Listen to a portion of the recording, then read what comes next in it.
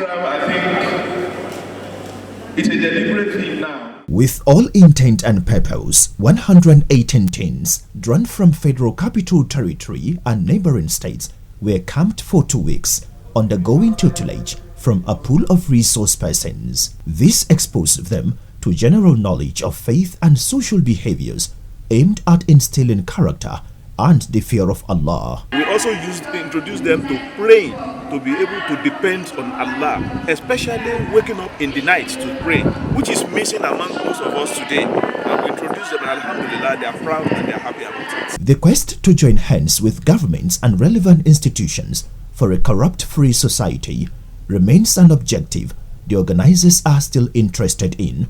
As such, the sustained advocacy around character molding and leadership training, especially to the younger generation. Having been elected as a leader, do solemnly swear that I will support, obey, and defend the rules and objectives of this great camp. Socially conscious and politically active with the fear of God. We had speakers from the ICPC, the EFCC, and Active coming to give us lectures, give us awareness on how to breathe. We had nurse and pilots and some other professionals coming to talk to us about career prospects, what you can be.